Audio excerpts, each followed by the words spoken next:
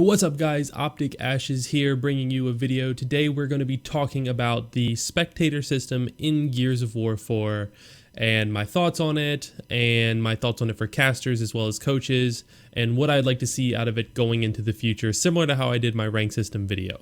So some of the good things I want to talk about first and foremost are I love that we have access to a ghost camera again, as well as specific battle cameras. I love the jump to player feature where you can highlight somebody and then jump to them and get yourself right in the action from being in a ghost camera position, so you can kind of see all aspects, as well as an active overhead map. What I mean by an active overhead map is you will see little dots with little arrows showing what direction the character or the player is moving or facing, and you can see how they move around the map in real time. Now, this is really effective to see how initial strategies play out, where teams are sending people, and what can be adjusted or fixed, as well as who's looking what direction when people are calling for help, how the reaction time works, stuff like that. Now, in my experience, this is one of the best spectator modes we've had for Gears of War 4.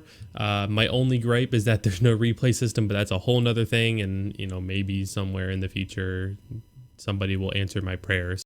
But as of right now, going with what we have, I love it. It makes my job as a coach a lot easier. With that being said, there are a few things that I've found that could either be adjusted or fixed, or might even just be a straight out glitch. I'm not quite sure. The first thing is I've noticed that when moving the spectating camera around, you can raise and lower the camera using, I believe, the two triggers. Now, when you're moving or driving the camera around, flying it around the map, when you go to lower it, it will lower pretty quickly. And when you raise it, it'll raise very slowly while in motion. Now, if you're not in motion, if the camera is just sitting there and you can raise and lower it, you will do it at the same speed. But if you are moving around the map, like, if you're flying to somewhere and you got to fly up over cover, it flies a lot slower when it raises up. Not in a forward direction, but in a vertical direction. So this is something that can be, I've found a few instances where it's a little bit frustrating, where I have to stop my camera moving, raise it up, and then keep going.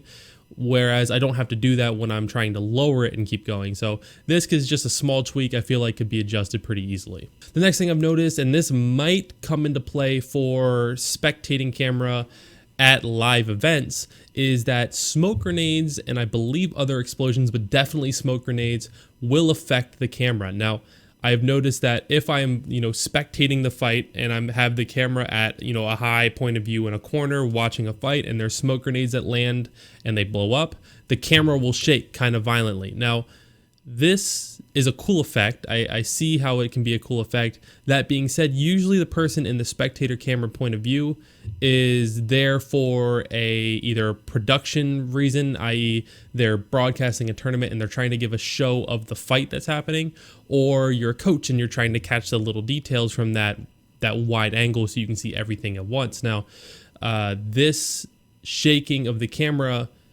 does affect that. There's been so many times where I've missed what happens in a fight because with the camera bouncing around, it's hard to focus on one thing in a fight because of the movement. So I would like to see cameras almost become immune to any kind of explosion, specifically smoke grenades, in future updates of Gears of War 4. Another thing I would like to see added in is just a smaller feature. When you're using the ghost camera or any spectator camera, you can hold the right bumper button to activate the target camera. And what this does is it highlights one player within your field of view that you can then jump to, which is an awesome feature. I love that. And get their perspective, either further back over their shoulder or their actual perspective.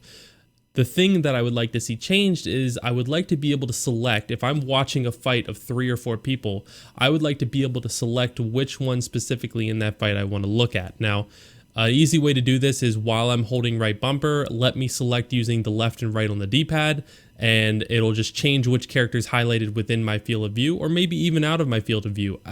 I don't know what the technological restrictions or programming restrictions are of this feature, but it would just be something cool to have added that would give the spectator a little bit more control over the camera and allow us to get that right, perfect view that we need, whether it be for coaching and seeing a fight in the angle that we need to see it, or whether it be for broadcast purposes and allowing the spectator camera to get right there into the action, but precisely where the action is, not where the closest person or however the jump camera works. I have noticed that the camera only moves at one speed. It doesn't matter how soft or roughly you push the control stick in one direction or another, you're only going to move one speed. I can barely touch the joystick, it's going to move one speed. I push the joystick with all the force, it's going to move the same speed. So I would like to see maybe a different control of the speeds of the camera, so that if I just kind of want to gradually move the camera over some, it doesn't kind of just jump over, if that makes sense.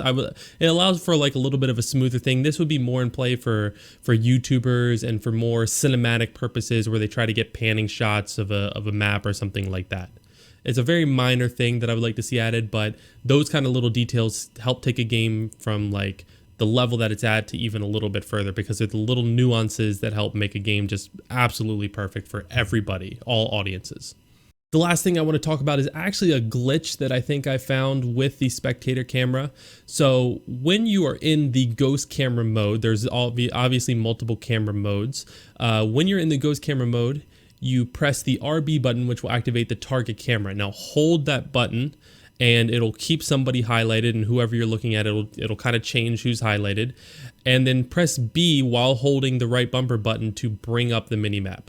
Now, when you are in the minimap, you can let go of the right bumper, and you can press B again to get rid of the minimap. It'll cancel out that, and now you will have the ghost camera mode and be able to fly around with the ghost camera, but the jump camera will automatically highlight people that you're looking at without you having to press anything. And then the other cool thing about that is it actually shows down at the bottom where you are with the ghost camera, or where you're looking maybe. I'm not quite sure which. So I am flying the camera around one area. It'll say at the bottom, ghost camera, :